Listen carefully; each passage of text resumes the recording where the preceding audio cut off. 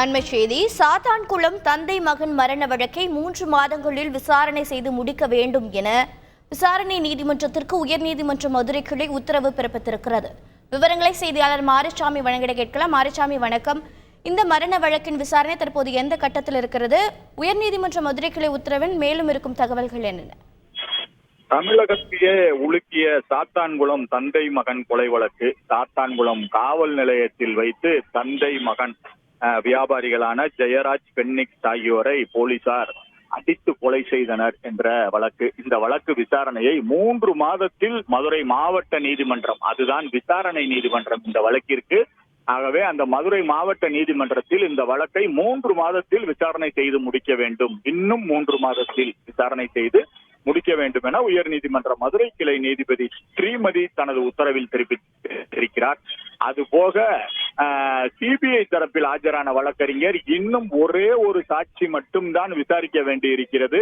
ஆகவே விசாரணை விரைவில் முடிந்து விடும் எனவும் தெரிவித்திருக்கிறார். இந்த வழக்கின் பின்னணி பார்த்தோமானால், சாத்தான்குளத்தில் கொரோனா காலகட்டத்தில் கொரோனா விதிகளை மீறி செயல்பட்டதாக சாத்தான்குளத்தில் தந்தை ஜெயராஜ், மகன் பென்னிக்ஸ் ஆகியோரை சாத்தான்குளம் போலீசார் விசாரணைக்கு அழைத்து சென்று அந்த காவல் நிலையத்தில், சாத்தான்குளம் காவல் நிலையத்தில் வைத்து தாக்கி இருக்கிறார். இதில் படுகாயம் அடைந்து கோவில்பட்டி கிளை சிறையில் இருந்து இருவரும் அரசு மருத்துவமனையில் அனுமதிக்கப்பட்ட நிலையில் இறந்து விட்டனர். இது தொடர்பாக சாத்தான்குளம் காவல் ஆய்வாளர் ஸ்ரீதர், உதவி காவல் ஆய்வாளர்கள் பாலகிருஷ்ணன், ரகு கணேஷ் உள்ளிட்ட 9 காவலர்கள் கைது செய்யப்பட்டு சிறையில் இருக்கிறார்கள். இவர்கள் மீது சிபிஐ வழக்கு பதிந்ததோடு குற்றப்பத்திரிகையும் தாக்கல் செய்து கடந்த 2025ஆம் ஆண்டு செப்டம்பரிலேயே குற்றப்பத்திரிகை தாக்கல் செய்யப்பட்டு விட்டது.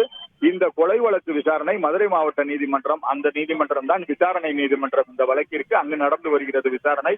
இந்த நிலையில் ஜெயராஜின் மனைவி செல்வராணி உயர்நீதிமன்ற மதுரை கிளையில் இந்த வழக்கை விரைவாக விசாரித்து குற்றவாளிகளுக்கு உரிய தண்டனை வழங்க கீழமை நீதிமன்றத்திற்கு உத்தரவிட வேண்டும் என உயர்நீதிமன்ற மதுரை கிளையில் மனுவை தாக்கல் செய்கிறார்.